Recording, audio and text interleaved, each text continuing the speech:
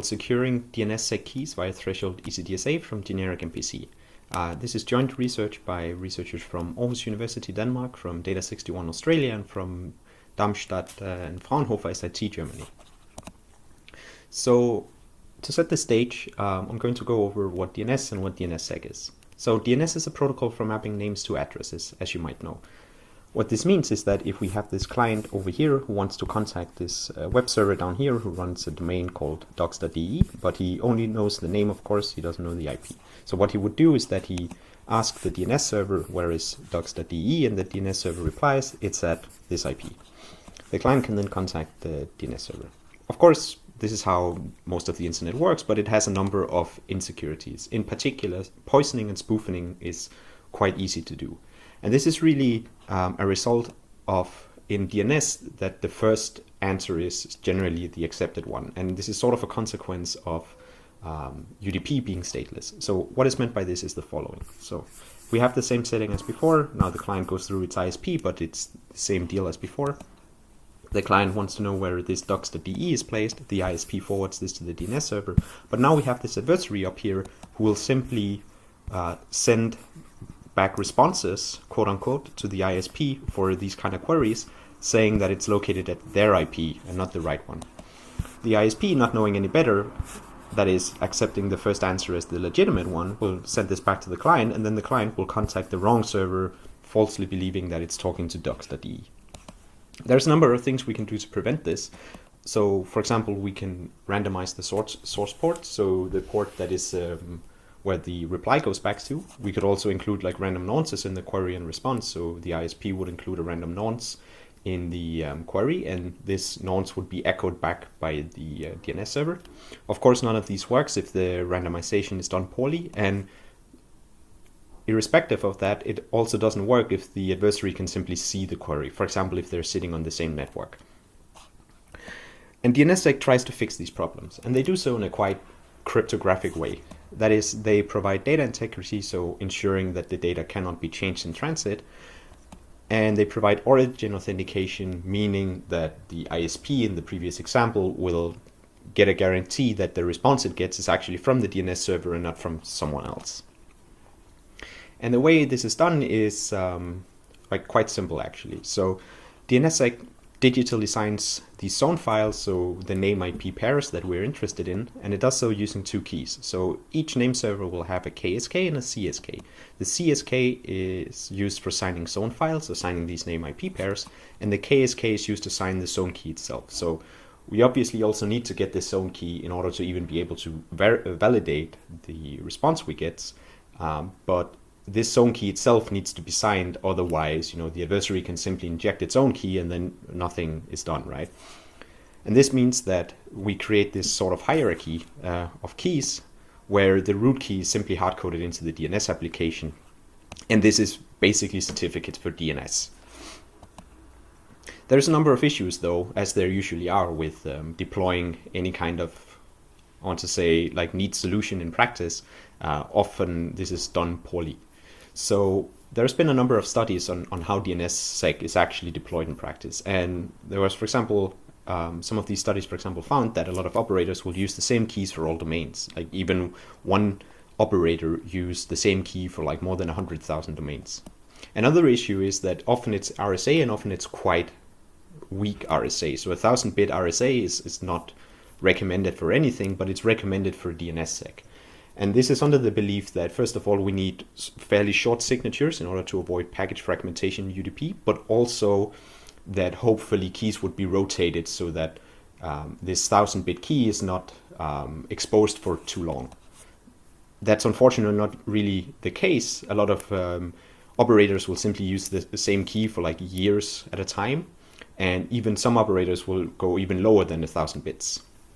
And moreover, some operators or providers will even use weird variations of RSA that is like simply insecure. And finally, a lot of resolvers, like even if they actually request these DNS records, they don't actually validate them. They simply request them but don't do anything with them. And what we try to address in this paper is a solution for all the issues that have to do with key management. So somehow making the effect of these poor choices in terms of like storing and managing the keys less severe, basically.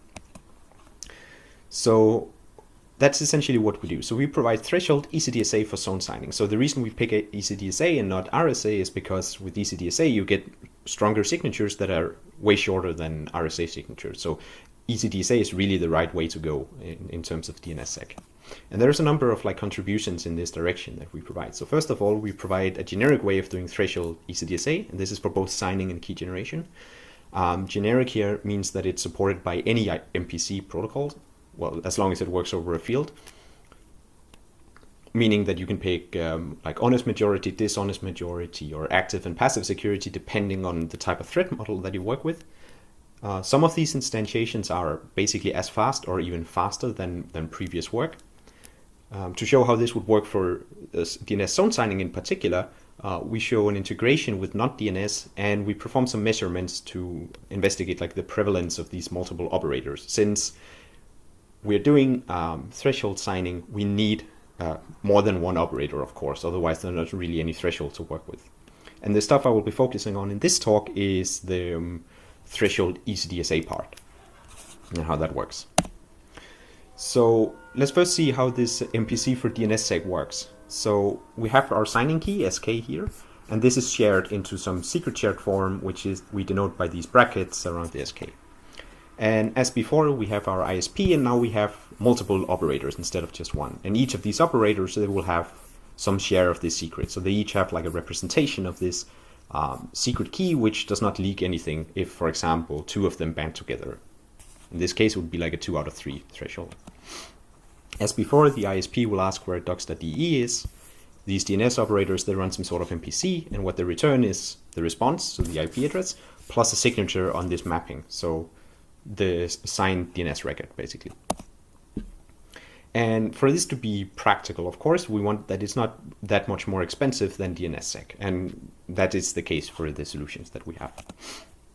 So ECDSA is this fairly simple equation that we want to compute, where we have some K inverse here, and we have our secret key, we have some RX, and then we have a hash of the message. And the stuff denoted in red here simply means that this is the stuff that we want to keep secret. If we leak the secret key, obviously everything falls apart security-wise, but it's actually also the case that everything falls apart security-wise if we leak this K inverse, or if it's even reused. So it has to be random and it has to be secret. For threshold ECDSA, this in principle means putting everything into brackets, that is making sure that everything is done with secure computation here. And what I've done now is just write this K inverse onto each of the components, so the multiplied onto each of these. And what we see here is actually we just need this K inverse, and we need to be able to compute this product, and then the rest of the things just follow if the secret sharing scheme is linear.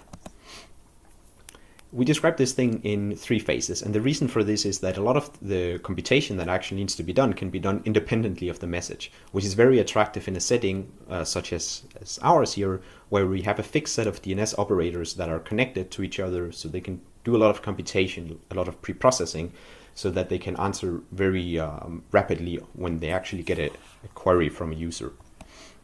So these operators will do some MPC, and they can do that irrespective of actually having anyone doing queries, of course. So the first part is producing this K inverse and this RX, a secret shared version of this RX, and this, interestingly, is key independent.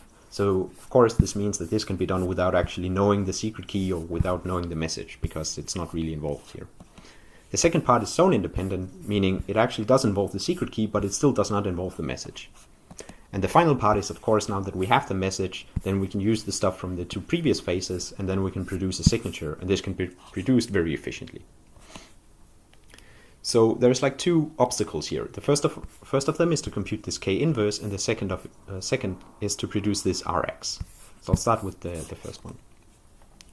So we need to compute this K inverse, or we need to compute a secret sharing of this K inverse, so that each operator will have some secret shared representation of this K inverse. And this is typically identified as like the main difficulty with threshold ECDSA. Like, how do we end up with how do we acquire this K inverse, because we actually also need the secret sharing of K, as we will see in a minute. It turns out to not actually be that difficult with generic MPC, since it's computing the inverse of some secret shared number has many uses besides just threshold DCDSA, maybe not surprising. And there's a very efficient protocol from this paper from 89 called Non-Cryptographic Fault-Tolerant Computing in Constant Number of Rounds of Interaction. And the idea is quite simple. So suppose we have this kind of triple here of 3 random values, so important that they're random for the sake of this K, which means that we just have like these secret sharing of 3 random values here, where the C value is the product of the other 2. So for the people here who are familiar with MPC, this is essentially a multiplication triple, as you would use in like Speed's type secure computation. And what we do now is that we open this C value, and then we compute the inverse of C multiplied onto the secret sharing of B, and if we write this out, we get K inverse. So this is really simple. And so this is a really simple computation to make. It requires one multiplication triple, which there's a bunch of protocols that can produce very efficiently, at least when you produce large numbers of this. So again, it works very nice in this setting where these servers can just pre-process a lot of these Ks before they even have to talk to a user. And then you have to open it, and then the rest here is just a local computation. And of course, this hides K because when we reveal C, K is still hidden because it's masked by this B value. And that's the case because we work over a field.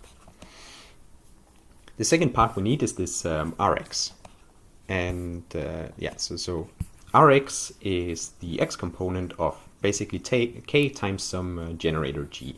So the capital R here is it's an elliptic curve point, and this Rx is really the X coordinate of this. And this is where we use this fairly neat trick. So if we let, as before, the K in brackets here, an additive secret sharing of K over CP. So by this, it just means that each of the servers will have some representation of K that they can, if you have all of the values here from this K, then you can take a linear combination of them and then you would get back to the original K. Likewise, we consider this angled bracket secret sharing scheme of K, which means that it's, as before, it's an additive secret sharing of K times G. And by this, again, it means exactly the same. Like each server will have some representation of this K times G, and they can take a linear combination of these to get back to K times G, basically. So what we show is that going from this regular additive secret sharing over the field to the additive secret sharing over the group is a local conversion. And in a nutshell, this is basically just having each of the servers multiply their share, the share of K that they have locally, with this generator. And it's a result of the whole thing being linear that then the resulting value you get out of it has exactly the same properties as the original one. You can kind of think of it as now putting all the MPC stuff in the exponent. And of course, now to get R, we just need to a reveal procedure. And again, this is actually the same. Again, there is some tricky part when we want to do active security, because then we have, for example, MACs and so on top of the, in addition to just having this linear or this set of values that can be reconstructed to K. But these MAC schemes are also linear, so they sort of follow the same principles. In particular, for something like speeds and so on, we can use basically the same MACs again. So we can do the same local conversion to the MACs, and when we reveal them, the same check applies, basically. So all of this is like very nice, and it, as a side effect, it also gives a way to do like secure computation over elliptic curves, like in general, which has been the topic of other papers that have been released recently as well. So we end up with this very simple threshold DCDSA signing protocol that works in 3 phases. So again, the key independent phase, we generate a triple, and then we use that to compute K inverse. And at the same time, we also convert the secret sharing of K here to this angled bracket secret sharing, which is, as was on the previous slide, it's K times G. Then we have the message-independent preprocessing, which is simply a secure multiplication between the secret key and this k inverse. So also easy to do with generic MPC. And then finally, the signing, provided we have this angle bracket k, we have the sk prime secret shared, and we have our message that we want to sign. The first thing we do is that we open this angle bracket k. Then we compute this linear combination. So this is all multiplications with constants. So this is something that can be done locally without having to send messages back and forth. And then finally, we reveal this S, which is going to be the signature, and we output the Rx and S. So in particular, the signing itself is only 2 open procedures. It's very efficient.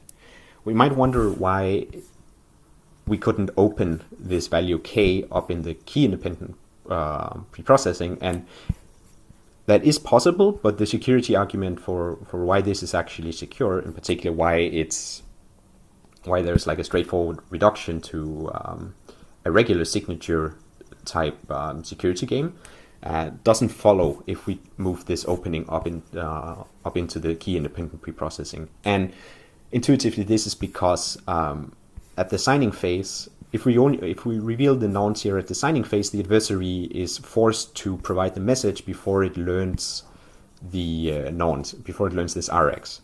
If we move this this open procedure into the pre-processing, then the adversary would learn this R before he provides the message. So he can choose the message adaptively in that case. And that has a loss in terms of security. It's still secure, it's just not, well, as secure basically. There was a very recent paper on ePrint by Ran Canetti and another person I can't remember that provides a full formal proof of this.